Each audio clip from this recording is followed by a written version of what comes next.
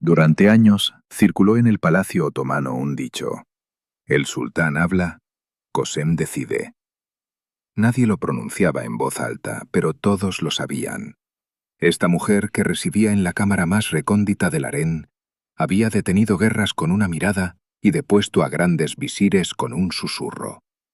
Su nombre era Kösem, y su historia era una de las páginas menos conocidas y más intrigantes de la historia otomana. ¿Cómo se forjó este poder silencioso? ¿Qué noches pasó llorando? ¿Qué mañanas afrontó con los dientes apretados? ¿Qué derrotas la fortalecieron? ¿Qué victorias la hicieron más cautelosa? Y, lo más importante, ¿qué la sostuvo durante décadas? Hubo una mujer en la historia otomana cuyo permiso era necesario para que los sultanes ascendieran al trono, y los visires esperaban años para ganarse su favor. Pero los libros de historia ignoraron su nombre durante mucho tiempo. Kösem Sultán. Una mujer que gobernó de facto el imperio otomano durante décadas, guardando los secretos los profundos del palacio y cautivando incluso a sus enemigos. Todo comenzó con ella, hija de un sacerdote griego, en una pequeña isla griega. Pero ¿cómo llegó esta niña al corazón del imperio más poderoso del mundo? Kösem Sultán vivió hace siglos, pero la huella que dejó no se ha borrado. Porque el verdadero poder perdura, incluso cuando las coronas cambian y los palacios se derrumban. Si tú también quieres seguir los pasos de estas huellas imperecederas, suscríbete a este canal y dale me gusta al vídeo. Porque cada semana descubriremos juntos las huellas más poderosas de la historia. Esta noche nos adentraremos en la historia jamás contada de Kösem Sultán. Prepárate. En el Egeo, la mañana comenzó con el mar tiñéndose de dorado. Anastasia aún era hija de un sacerdote cuando contempló esta vista desde la pequeña ventana de su casa. Era una niña hermosa, de profundos ojos marrones y piel tersa. Pero lo que la hacía diferente era su mirada mesurada y tranquila, inesperada para su edad. En sus ojos parecía haber un cálculo silencioso, esperando el futuro. Mientras su padre, el padre Nicolaos, hablaba en la iglesia, Anastasia descubrió cómo las palabras podían hacer llorar a la gente y cómo podían darles esperanza. Las palabras fueron la primera arma que conoció. Su madre, en cambio, le contaba cuentos de hadas cada noche sobre cómo las mujeres sabias y pacientes finalmente triunfaban. Anastasia no solo escuchaba estas historias, sino que las grababa en su mente para vivirlas algún día. Era el año 1604. Anastasia tenía solo 14 o 15 años. La primavera había llegado pronto a la isla. Los olivares estaban en flor. Pero el sonido de los caballos que venía de lejos rompió esa paz para siempre. Los asaltantes otomanos habían desembarcado en la isla. Cuando forzaron las puertas y cuando Anastasia se separó del brazo de su padre, sintió que ese sería su último encuentro. Años después, Leila Kalfa recordó aquel momento, diciendo que la niña no había llorado, sino que solo la había mirado con gran determinación. La primera noche de Anastasia en el harén transcurrió en vela. Las concubinas a su lado se habían quedado dormidas de agotamiento. Algunas dormían con los ojos llorosos, otras en un silencio cansado. Anastasia observaba la luz de las velas en el techo de piedra. El sonido del agua a lo lejos contrastaba enormemente con el viento de su isla. Allí estaba el mar. Aquí, un profundo silencio impregnaba cada rincón. Su educación comenzó de inmediato. Anastasia progresó más rápido que las demás en turco, matemáticas y música. El idioma era la clave de su supervivencia. Recordaba aquel momento del pasado. Su padre le susurró que el camino al corazón de las personas era a través del lenguaje. En música, su voz era tan clara que sus maestros la observaban con admiración. Mientras las demás chicas estudiaban, ella absorbía el conocimiento. El saber era el mayor poder que la nutría. El año 1604 marcó el comienzo de grandes cambios en el palacio. Safiye Sultán había gobernado el harén durante años fue enviada al Palacio Viejo en enero de ese año. La valide sultán, Handan Sultán, quien asumió la administración, tenía un temperamento más sereno y se mantenía alejada de las intrigas palaciegas. Esta situación planteaba la cuestión de quién alcanzaría la prominencia en el harén. Anastasia permaneció al margen de esta agitación. Simplemente observaba y aprendía. El sultán Ahmed I tenía solo 13 años ese año. A pesar de su corta edad, poseía una gran madurez y un profundo interés por la poesía y la espiritualidad. Con su agudo intelecto, percibía los intentos de quienes lo rodeaban por guiarlo y mantenía su distancia. Anastasia sabía que el camino al corazón de un gobernante así no residía solo en la belleza, sino también en la inteligencia y la naturalidad. En aquellos días, el nombre de Mafiruz Sultán resonaba en el palacio. Había captado la atención del gobernante y estaba embarazada. Sin embargo, Anastasia no se unió a esos murmullos. No envidiaba a Mafiruz, simplemente siguió su propio camino con paso firme. Mientras otros competían por brillar, ella echó raíces con fuerza en lo más profundo del palacio. El sultán la descubrió por primera vez durante una actuación musical. Cuando Anastasia cantó, un profundo silencio se apoderó del salón. Su voz era cautivadora. Pero lo que realmente impresionó a Ahmed I fue la seguridad en sí misma que reflejaba su mirada. Al percatarse de esa mirada, Anastasia sintió también el peso de aquella atención. Terminó su canción, hizo una reverencia respetuosa y se retiró en silencio, como una sombra. Esa noche, el nombre de Anastasia comenzó a resonar con admiración por primera vez en los pasillos del palacio. Un nombre no es simplemente una llamada. Es una nueva identidad otorgada al alma. El nombre Anastasia evocaba el aroma de una isla azotada por el viento y una infancia pasada. Pero los imponentes muros de piedra del palacio de Topkapi impedían que ese pasado se filtrara. Le dieron un nuevo nombre, Mapeiker. Este nombre, que significa rostro de luna, era como un sello grabado en su piel impecable y su radiante belleza. Pero ella estaba decidida a demostrar que era mucho más que una belleza. El sultán Ahmed I pronto reconoció la verdadera joya que distinguía a la joven sultana de las demás. La belleza abundaba en el harén, pero la magia de pasar tiempo con Mapeiker era algo completamente distinto. El gobernante recitaba poemas y Mapeiker escuchaba con profunda serenidad. En el momento preciso, pronunciaba una palabra que el sultán creía que había surgido de su propia mente. Mapeiker, entrelazando con maestría los momentos de paz del pasado y las sabias historias que escuchaba de su padre en sus conversaciones, como si de un bordado se tratara, llegaba tanto a la mente como al alma de Ahmed. Su capacidad para escuchar con delicadeza era un talento excepcional en aquel palacio. El afecto del sultán por ella se profundizaba día tras día. A medida que aumentaban las horas que pasaba con Mapeiker, las exquisitas joyas que le obsequiaba se convertían en una muestra de ese amor. Ningún deseo suyo quedaba sin cumplirse en el palacio. Sin embargo, Mapeiker jamás utilizó esta atención con arrogancia. Aceptaba con gratitud cada favor y disfrutaba con discreción de cada privilegio. Comprendió los riesgos del exceso de ostentación en el palacio mucho antes de lo que cualquier sultán debería haberlo hecho. Esta madurez le valió su segundo nombre. Ahmed I comenzó a llamarla Kosem. Este nombre significaba la que conoce el camino y avanza con seguridad. El sultán le dio este nombre con gran admiración, pues Mapeiker sabía cómo transformar incluso las más mínimas discrepancias en el harén en un remanso de paz. Resolvía los problemas con discreción, sin recurrir al escándalo.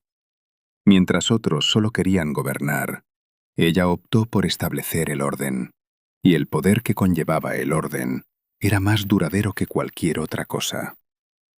Cuando adoptó el nombre de Kosem, el equilibrio de poder en el palacio comenzó a cambiar. Mientras la salud de la valide sultán Handan Sultán se deterioraba, Mafiruz Sultán había consolidado su posición al dar a luz a su primer hijo, Osman. Sin embargo, en lugar de competir con este poder, Qasem sentó las bases de su poder sobre otro terreno. La confianza inquebrantable de la gobernante era como una sólida fortaleza construida piedra sobre piedra. En 1610, Qasem dio a luz a su primera hija. El nacimiento de Aisé Sultán selló definitivamente su lugar en el palacio como madre. Ya no era solo una favorita, sino la madre de la dinastía. En el palacio, el amor siempre se consideró una emoción peligrosa. Era un reino de sutiles cálculos, no de sentimientos. Ganarse el corazón de un gobernante era difícil. Conservarlo durante años requería gran habilidad. Qasem Sultán logró esta difícil hazaña. Ahmed I jamás ocultó su devoción por ella. Al contrario, le fue profundamente leal durante años. Qasem, sin embargo, no utilizó este amor como un arma, sino como un fundamento inquebrantable sobre el que se sustentaba. Dentro de este profundo vínculo, Qasem Sultán dio a luz a sus hijos. Tras el nacimiento de Aisé Sultán, nacieron Fatma, Geberán y Hanzade. Luego llegaron los príncipes, Murad, Suleimán, Ibrahim y Qasim. Con el nacimiento de cada hijo, la posición de Qasem Sultán en el palacio se afianzó aún más.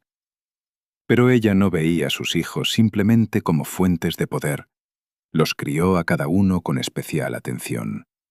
Observaba constantemente el carácter resuelto de Murad y la sensibilidad de Ibrahim. En el palacio, Mafiruz Sultán había alcanzado una posición de poder gracias al estatus de su hijo Osman. Qasem Sultán no se opuso abiertamente a esto. En cambio, continuó fortaleciendo la confianza de su esposo y ampliando sus amistades dentro del palacio. Mientras otros optaban por la lucha, ella prefería construir el futuro, hilo a hilo. Porque la obra de quien construye siempre es más duradera que la de quien lucha. 1612. Con sus hijos ya mayores, Qasem Sultán comenzó a forjar conexiones que se extendían más allá del palacio. Aisé Sultán se casó con Nasu Pasha, el poderoso visir de la época. Esta unión le proporcionó a Qasem Sultán un poderoso aliado en la administración del Estado. La joven sultana, planificando meticulosamente el futuro de sus hijas, las convirtió en puentes entre ella y el Estado. Para Qasem Sultán, estos años fueron un periodo de verdadera madurez. El amor de Ahmed la protegió, y su inteligencia siempre la impulsó hacia adelante. Cuando recordaba aquella lejana isla del pasado, el aroma del viento había cambiado. Al mirar por la ventana, ahora veía las aguas de Estambul. Estas aguas le susurraban lo mismo cada mañana. Solo quienes puedan aferrarse a ambas orillas sobrevivirán. Qasem Sultán había elegido aferrarse a ambas orillas y jamás la soltó. Algunas noches se prolongan hasta el amanecer, pero pesan como toda una vida. Aquella noche de otoño de 1617 fue así para Qasem Sultán. Ahmed I llevaba días luchando contra la enfermedad. Los médicos del palacio se habían apresurado de habitación en habitación, se habían rezado oraciones y se habían hervido hierbas medicinales. Qasem permaneció sentada junto al lecho de su sultán, escuchando su respiración. Esa respiración se había vuelto tan familiar para ella con los años que conocía de memoria qué momentos le traían paz. Esa noche, sin embargo, su respiración era cansada. Era como si con cada aliento dejara atrás algo del mundo. Ahmed I falleció el 22 de noviembre de 1617, a la temprana edad de 28 años. Qasem Sultán nunca contó a nadie cómo pasó aquella noche de dolor. Quienes esperaban en la puerta no oyeron gritos ni el sonido de objetos rompiéndose desde dentro. Al amanecer, la puerta se abrió y Qasem Sultán salió. Su rostro era tan sereno como el mármol, su postura más erguida que nunca. Pero el antiguo brillo de sus ojos había sido reemplazado por un oscuro abismo. La mujer que entró en los pasillos del palacio aquella noche ya no era la misma que salió por la mañana.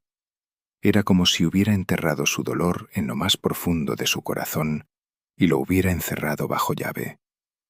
Con la partida del sultán, el equilibrio en el palacio se rompió repentinamente. El hermano de Ahmed I, Mustafa I, ascendió al trono. Este fue un acontecimiento inusual en la historia de la dinastía. Esta decisión formaba parte de una gran estrategia para bloquear al hijo de Mafilud Sultán, Osman. Sin embargo, esta maniobra no bastó para mantener a Qosem Sultán a salvo de la tormenta. Mafilud Sultán aprovechó esta oportunidad para expulsar a Qosem Sultán del palacio. Qosem fue enviada al Palacio Viejo con sus hijos. Este era el frío refugio para aquellos que habían perdido su poder y habían caído en el olvido. Muchas mujeres habían cruzado esa puerta, pero nunca volvieron a ver la luz del día. Qosem Sultán también cruzó esa puerta, pero su corazón no quería ser olvidado. Los primeros días en el Palacio Viejo estuvieron llenos de incertidumbre. La magnífica vida había quedado atrás, pero la verdadera preocupación era lo que depararía el mañana. Qosem Sultán sabía que esperar, incluso entre las polvorientas páginas de la historia, era un arte.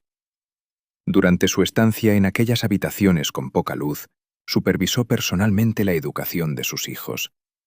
En la mirada decidida del joven Murad, vio al poderoso sultán del futuro. Cuando comprendió la fragilidad de Ibrahim, entendió que debía protegerlo por el resto de su vida. Entre los silenciosos muros del Palacio Viejo, Qosem Sultán se transformó lentamente. Se convirtió en una mujer endurecida por el dolor, madurada por la paciencia y aguardando a que pasara la tormenta. El Palacio Viejo era un lugar donde el tiempo transcurría lentamente. Mientras que en Topkapi se emitía un nuevo decreto a diario, los días dentro de aquellos fríos muros se parecían unos a otros. La misma luz se filtraba por las ventanas por la mañana. La misma vela ardía por la noche. Este silencio, si bien deprimía a muchas mujeres, endurecía cada día más a Qosem Sultán. Durante sus años de exilio, observó los acontecimientos en el palacio desde la distancia. El breve reinado de Mustafa I había terminado, y Osman II había ascendido al trono. El joven Osman, hijo de Mafilud Sultán, representaba un gran riesgo para los hijos de Qosem. Según las estrictas normas de la dinastía, el nuevo gobernante podía significar el fin de sus hermanos.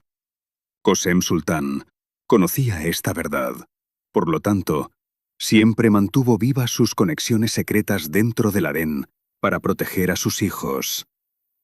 En 1622, los soldados se rebelaron. El joven Osman quería cambiar la estructura del ejército. Esta decisión enfureció a las unidades tradicionalistas. La agitación creció, y el joven gobernante acabó perdiendo el control. Osman II, con tan solo 19 años, murió en medio de la lucha por el trono. Cuando esta triste noticia llegó al Palacio Viejo, Qosem Sultán permaneció inmóvil durante largo rato frente a la ventana. En su rostro no se reflejaba ni alegría ni tristeza, solo una mirada profunda. Era como si presintiera que una página de la historia se cerraba y que su nombre se escribiría en una nueva. Mustafa I fue reinstaurado en el trono. Sin embargo, la administración estatal comprendió que esta situación no podía continuar. Mientras se buscaba un nuevo nombre para el imperio, todas las miradas se dirigieron al hijo de Qosem Sultán. En 1623, el príncipe Murad, con 11 años, ascendió al trono otomano. La ascensión de este joven gobernante, que pasaría a la historia como Murad IV, supuso un regreso triunfal al palacio para Qosem Sultán. Pero esta vez, no solo asumió el papel de madre, sino también el de regente que gobernaría efectivamente el Estado. Que una mujer asumiera una autoridad tan elevada al frente del Estado era un acontecimiento sin precedentes en la historia. Mientras recorría los pasillos de Topkapi, sus pasos eran más seguros que nunca. La joven que había llegado allí años atrás ya no estaba. En su lugar, se alzaba un sultán forjado en el crisol de la pérdida, fortalecido por la paciencia, que ya no se limitaba a observar, sino que gobernaba. El palacio le había abierto sus puertas una vez más, y esas puertas no se cerrarían en mucho tiempo. Gobernar un imperio con una niña de 11 años como monarca era algo insólito, incluso en los cuentos de hadas. Pero para Qasem Sultán no era un cuento de hadas, sino una dura realidad que se repetía cada mañana. Murad IV había ascendido al trono. Sin embargo, nadie le había enseñado aún la profunda diferencia entre sentarse en el trono y gobernar. Con el tiempo, asumiría esta pesada carga. Hasta entonces, era su madre quien mantenía el Estado a flote. Qasem Sultán no podía entrar directamente a las reuniones de Estado. Las antiguas tradiciones prohibían la presencia de mujeres en estas asambleas. Sin embargo, encontró una ingeniosa manera. Desde un compartimento oculto y enrejado, adosado a la pared de la sala de reuniones, escuchaba todas las conversaciones y observaba las decisiones. Los visires sentían su presencia en sus respiraciones mientras hablaban. Esta presencia oculta se convirtió en un poder en sí misma. Ese profundo silencio tras la enrejada a veces pesaba más que el decreto más severo. Aquellos años fueron extremadamente turbulentos para el imperio. La inestabilidad militar continuaba y la disciplina se debilitaba. Las noticias de las provincias lejanas solían ser alarmantes. La autoridad se erosionaba en el campo y el orden se desmoronaba. Qasem Sultán no podía resolver estos problemas sola, pero sabía cómo colocar a las personas adecuadas en los puestos adecuados. Guiaba hábilmente a los funcionarios y comandantes del palacio, a veces con una palabra de agradecimiento, a veces con un regalo, a veces con un mensaje enviado en el momento oportuno, lograba mantener el equilibrio. A medida que Murad crecía, empezó a anhelar salir de la sombra de su madre. Esta era una inclinación natural hacia convertirse en un gobernante poderoso. Qasem Sultán notó este cambio y no se resistió. Le dio a su hijo espacio para establecer su autoridad, para volverse más asertivo y para encontrar su propia voz. Porque a medida que Murad se fortalecía, también lo hacía la dinastía. El objetivo final de Qasem Sultán siempre fue no solo el poder, sino la presencia inquebrantable del trono. Para 1632, Murad gobernaba de verdad. El período de gobierno oficial de Qasem Sultán había terminado de facto. Se retiró a un segundo plano. Optó por esperar con discreción y dignidad, tal como lo había hecho años atrás, cuando entró por primera vez al palacio. Pero este retiro no fue una rendición. Fue un periodo de descanso, respiro y preparación para futuros movimientos. El río a veces retrocedía hasta la orilla, pero esto no significaba que hubiera dejado de fluir. Qasem Sultán se había retirado, pero su presencia seguía haciéndose sentir con más fuerza que nunca. En febrero de 1640, Murad IV enfermó gravemente. Qasem Sultán, una vez más, permaneció junto a su hijo, como lo había hecho años atrás durante los últimos momentos de su esposo. Pero esta vez, el dolor era mucho más complejo. El 8 de febrero de 1640, Murad falleció a los 30 años. Qasem Sultán centró entonces su atención en su único hijo superviviente. Emprendió un viaje hacia Ibrahim, exhausta, ajena al mundo y necesitada de consuelo. A veces el poder no era una bendición, sino una carga insoportable. Cuando Ibrahim recibió la noticia de su ascenso al trono, no podía creer lo que oía. Durante años había vivido con el temor de perder la vida, esperando que cada paso fuera el principio del fin. Las lágrimas que brotaron al enterarse de la partida de Murad IV no eran simplemente el duelo por un hermano, sino una liberación repentina del profundo miedo que había impregnado su alma. Esa noche, Qasem Sultán sostuvo las manos temblorosas de su hijo. Las apretó con fuerza y lo tranquilizó. El reinado del sultán Ibrahim marcó el comienzo de un cansancio interminable para Qasem Sultán. La sensibilidad en el alma de su hijo se acentuó aún más bajo el peso del trono. Las decisiones inconsistentes dificultaban cada vez más el gobierno. Qasem Sultán hizo todo lo posible por ocultar esta situación tanto a los estadistas como al pueblo. Sin embargo, el escudo protector de una madre demostró ser insuficiente ante las duras realidades del Estado. Durante este período, Qasem Sultán recuperó su poder de gobierno. La agitación en el mundo interior de Ibrahim aumentó su necesidad de su madre. Qasem Sultán consideró esta situación una gran responsabilidad y una necesidad para la supervivencia del Estado. Nombró estadistas y reestructuró el equilibrio palaciego.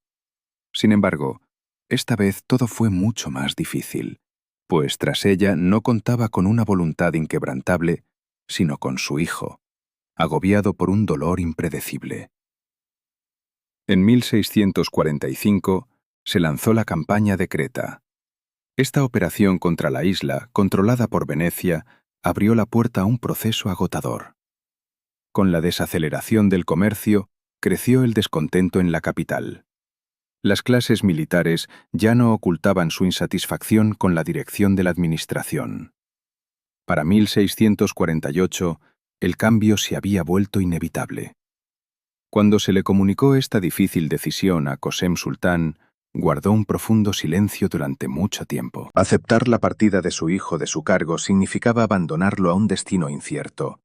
Sin embargo, el rumbo que tomaba el país también amenazaba el futuro de la dinastía.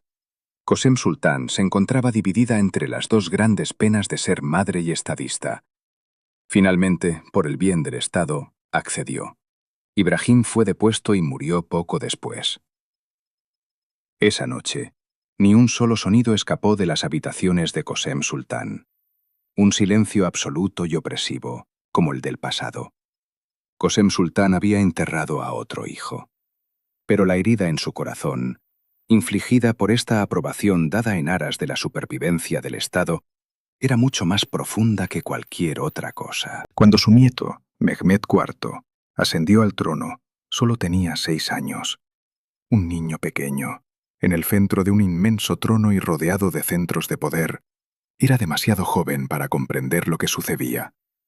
Pero Qasem Sultán sabía muy bien lo que significaba esa juventud. Un sultán niño necesitaba una guía firme.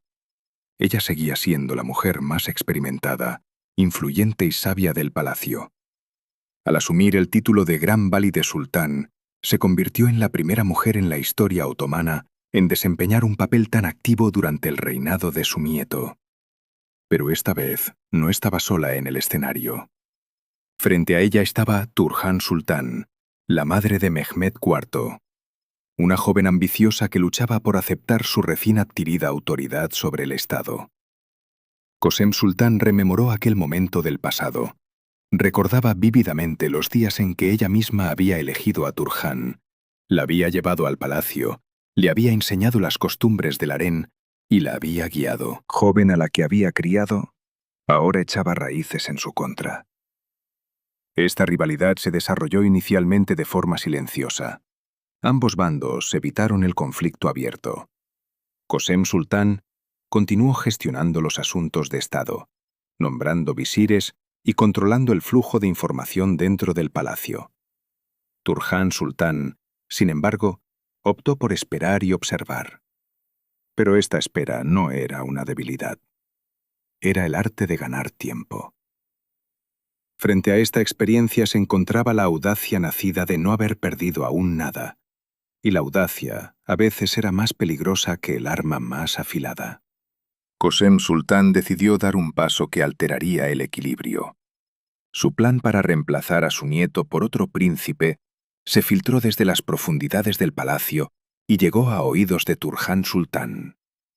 Cuando este gran secreto, susurrado a través de un sirviente, llegó a los aposentos de Turhan, la joven sultana no reaccionó ni derramó una lágrima. Simplemente actuó con decisión.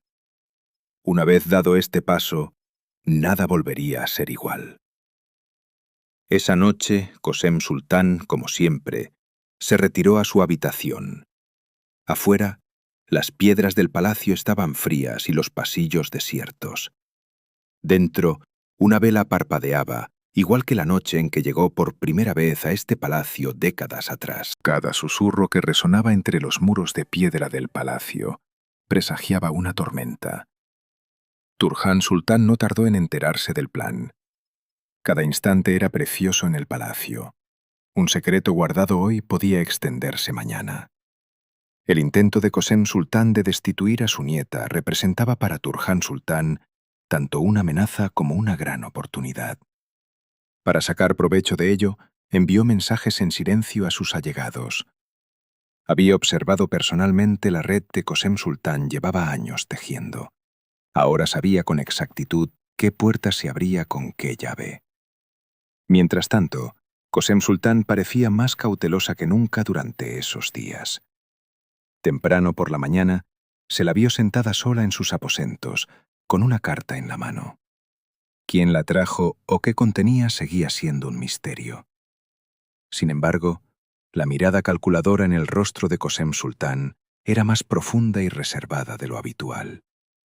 Percibió la sutil tensión en el ambiente, el inusual silencio en los pasillos. Para alguien que había pasado décadas en el palacio, estas señales no le resultaban desconocidas. Las alianzas a su alrededor comenzaban a desmoronarse lentamente. Algunos funcionarios que la habían apoyado fielmente durante años ya no respondían a sus llamadas. Sus mensajes quedaban sin respuesta y los rostros que la saludaban en los pasillos del palacio disminuían. Eran pequeñas señales, pero Kösem Sultán había aprendido a interpretarlas a lo largo de toda una vida de experiencia. Algo estaba cambiando, y esta vez el cambio no le favorecía. Sin embargo, no renunció a su plan. Quizás fue su orgullo, quizás su terquedad, o quizás esa inquebrantable sensación nacida de décadas de dominio del poder lo que se lo impidió. Kösem Sultán optó por no ceder. ¿Subestimaba a su oponente o confiaba demasiado en su propio poder? Esta pregunta seguía rondando en la mente de la gente.